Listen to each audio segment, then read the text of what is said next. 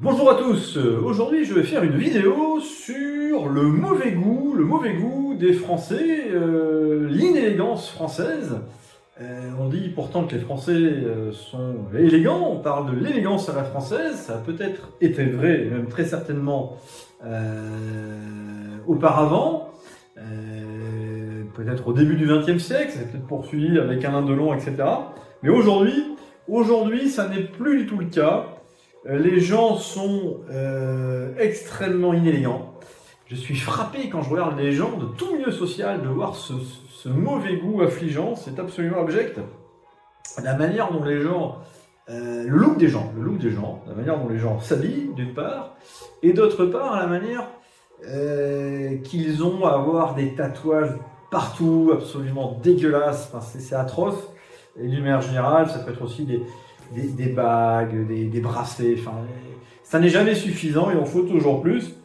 Et je trouve ça révélateur d'une société qui n'a plus aucun sens du bon goût et qui se replie sur elle-même, hein, parce que quand vous êtes autant obsédé par votre image, vos tatouages, ou avoir des bagues, des bracelets, etc. pour les hommes, c'est que vous ne pensez qu'à vous, vous êtes orienté sur vous-même, et au-delà du fait que ce soit extrêmement moche et que c'est du plus grand des mauvais goûts, ça dénote quand même beaucoup de choses sur notre société. Alors, on va évoquer, c'est vrai dans tous les milieux sociaux, donc on va évoquer le milieu social, parce que certains, et c'est pas mon cas, qualifieraient de bof, on va commencer par eux, et on va ensuite venir au cadre bourgeois, profession libérale. Alors, les bofs, ou le français moyen, comme on voudra, il est comme le bourgeois, il s'habille exactement pareil. C'est marrant, avant il y avait des distinctions, on les distinguait, maintenant il s'habille pareil, c'est un jean tennis. Voilà.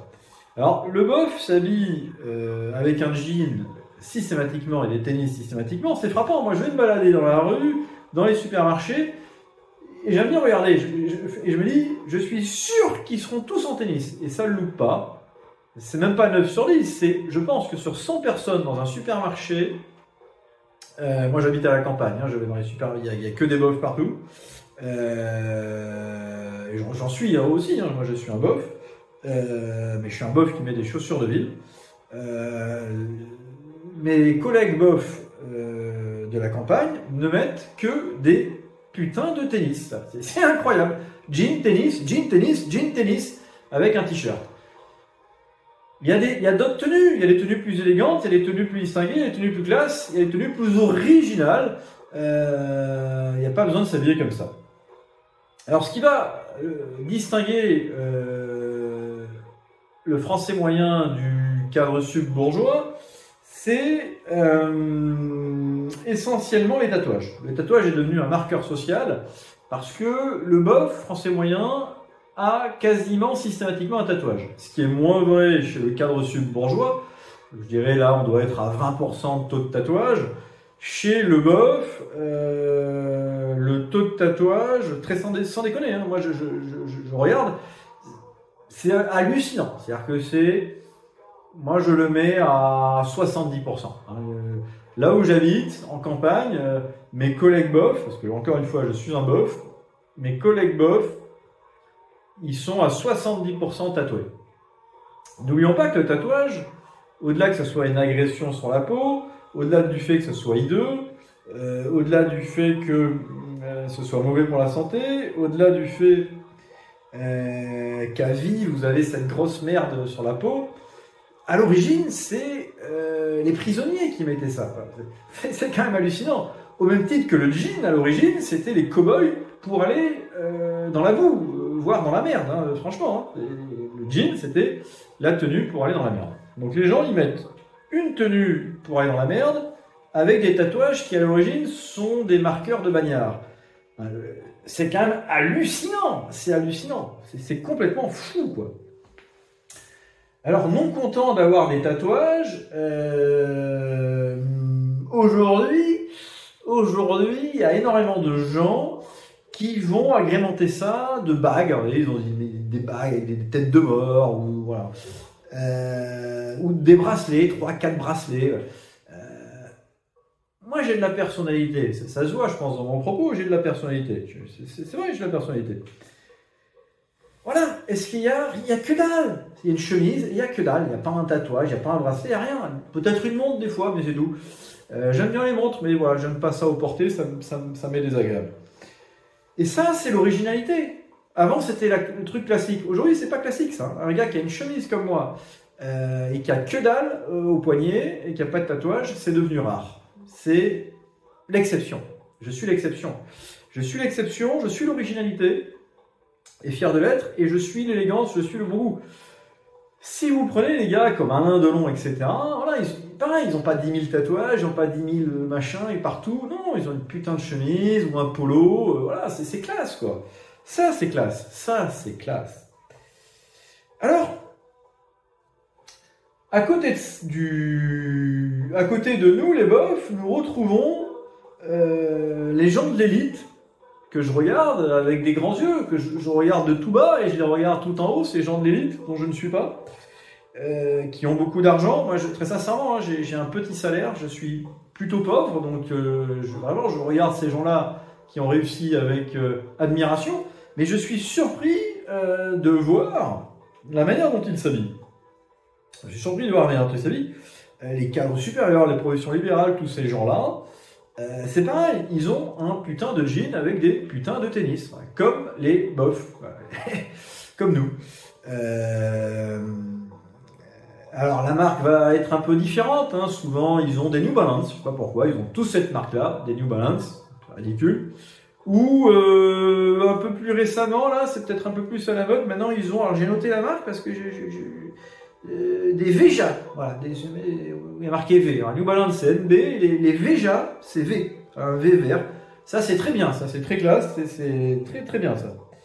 Alors maintenant ils ont, maintenant, moi je suis pas à la mode, hein. Ils ont aussi le Kawaii, alors peut-être que c'est plus à la mode, mais je vois tous ces mecs, alors que leur New Balance c'est leur Kawaii, c'est nouveau, quelques années maintenant, et ils ont souvent une Volvo, c'est comme ça. Alors c'est ridicule parce qu'ils sont tous pareils, aucune originalité, pas un qui va foutre un petit pantalon en toile, une chemise comme moi là, des chaussures de ville en cuir, voilà, le truc bien quoi. Alors moi je vous montre une photo de moi, comment je suis habillé. Alors je dis pas que je suis, voilà, mais franchement c'est pas mal, moi j'aime bien, voilà, quand c'est mieux qu'un putain de jean avec des tennis. Franchement.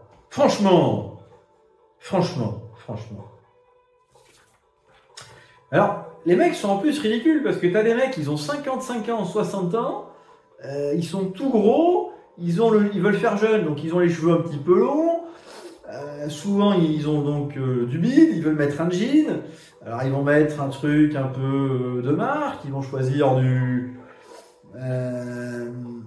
jean... alors je n'ai pas les marques en tête, hein, moi je suis pas à la mode, hein. Mais voilà, un jean de marque, du Diesel, du PP Jeans, des trucs comme ça, ou du Boss, enfin bon bref. Leur New Balance, ça s'arrête pas, mais ça ne leur va pas du tout, parce qu'ils sont pas du tout affûtés, ils sont vieux, ça ne leur va pas. Voilà. Quand on évolue, quand tu es jeune, à la limite un jean, pourquoi pas, voilà, je suis pas un vieux con, mais quand tu passes un certain âge, tu privilégies des tenues de ton âge. Voilà, moi j'ai passé, quand tu passes 40 ans, soit tu mets un costard si tu as une profession un peu libérale et tout, soit tu mets la tenue que je te montre tout à l'heure, celle que je mets, voilà, sans aller forcément dans le costard, mais voilà, c'est comme ça qu'il faut s'habiller, c'est comme ça, c'est tout. Faut pas s'habiller autrement. Et les mecs, donc ils sont ridicules, ils sont comme ça, ils se prennent pour des jeunes, et ils font de la trottinette. Les mecs, ils ont une doudoune sans manche aussi. La doudoune sans manche. Alors ça, c'est extraordinaire. La doudoune sans manche, quel est l'intérêt d'avoir une doudoune sans manche? S'il fait froid, tu mets une doudoune avec des manches. Mais une doudoune sans manche, c'est ridicule. Donc les mecs, ils ont ça, la doudoune sans manche et les New Balance, et ils font de la trottinette. Les mecs sont avocats.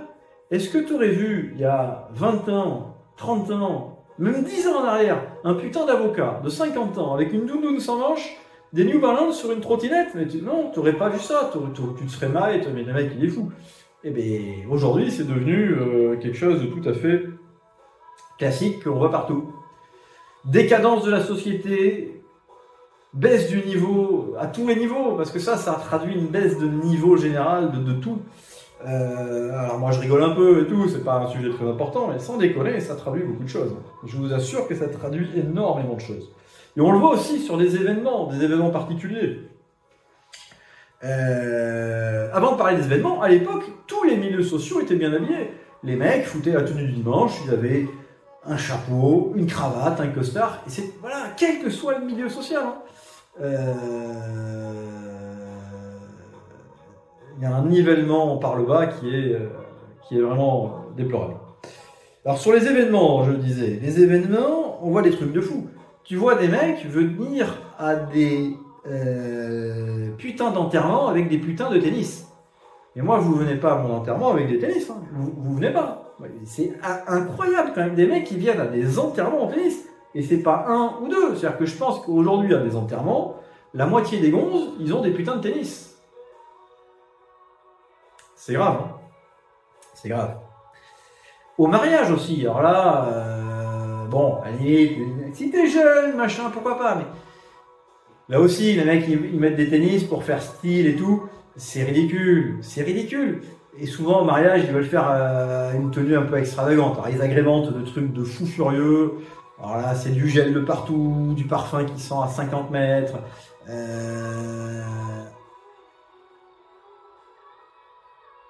La classe, c'est la sobriété. Je vais le dire en conclusion. Si tu es un jeune et que tu auras cette vidéo, je vais t'expliquer comment il faut que tu t'habilles. La classe, c'est la sobriété. Moins tu as de trucs, plus tu es élégant, plus tu es classe en fait. Sobriété, classe. Et plus tu mets de conneries, plus tu es con, plus tu es ridicule en fait.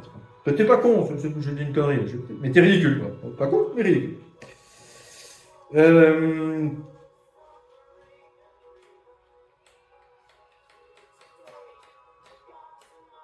C'est pas une question d'argent en plus, hein, parce que moi je m'habille qu'avec des marques style Célio, Brice, Devred, donc ça me coûte pas cher du tout. Hein, je suis sûr que le total de ma tenue coûte moins cher qu'une paire de jeans d'un mec soi-disant bien habillé.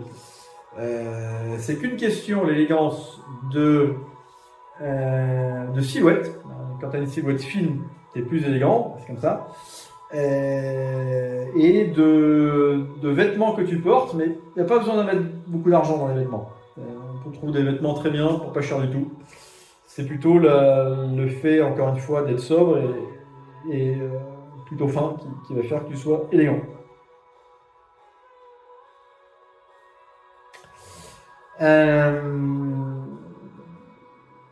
Alors, avant de conclure et de dire aux jeunes comment il faut que tu fasses pour être classe, il y en a qui s'habillent bien, souvent c'est les Africains. J'ai remarqué que les Africains s'habillaient bien. Ils aiment bien s'habiller. Et comme ils sont souvent musclés et tout, affûtés, ça leur va très bien. Et vous voyez les mecs, moi je vois dans le tramway et tout, souvent ceux qui s'habillent mieux, c'est des mecs africains ou d'origine africaine, hein, j'en sais rien. Mais eux, ils ont une jolie veste, une chemise cintrée, un pantalon qui leur va bien, des chaussures qui ne sont pas des putains de tennis, c'est souvent des petits mocassins et tout. Et les mecs, ils sont bien habillés. Ils sont bien habillés. Voilà. Donc c'est ça qu'il faut faire. Il faut s'inspirer de cette façon de s'habiller.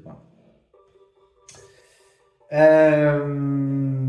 En conclusion, si tu es jeune et que tu cherches un peu comment il faut faire dans la vie, si tu veux être un beau gosse, si tu veux plaire aux filles, si tu veux sortir un peu du lot, eh bien je te conseille de ne pas mettre de tennis, de mettre un pantalon en toile, de mettre des chaussures de ville, de mettre une chemise et une petite veste, pas une veste de costard, mais une veste un peu décontractée. Et là, tu vas voir, franchement, ça va plaire. Ça va plaire parce que tu vas être un des rares à le faire. Et les filles, elles aiment bien ça. Elles disent, putain, lui, il s'habille bien et tout, il est élégant. Franchement, tu vas te démarquer vers le haut, tu vas te démarquer comme il faut. Donc vraiment, c'est un conseil que je te donne. Fais ça. Fais ça. Ne mets pas 36 bagues et tout, ça c'est pas bien. Ça montre que tu n'as pas de personnalité. Donc si tu t'habilles comme je te le dis, ça va montrer que tu as de la personnalité, tu as de l'élégance, que tu as ta propre façon de faire les choses. Et que tu as de la sobriété, et ça va plaire. Voilà, jeune. Je t'ai donné un bon conseil et je t'invite à le suivre. Déjà, tu me feras plaisir. Et ensuite, ça va être tout bénéfique pour toi. Tu vas en avoir beaucoup de bénéfices. Et tu me remercieras bientôt.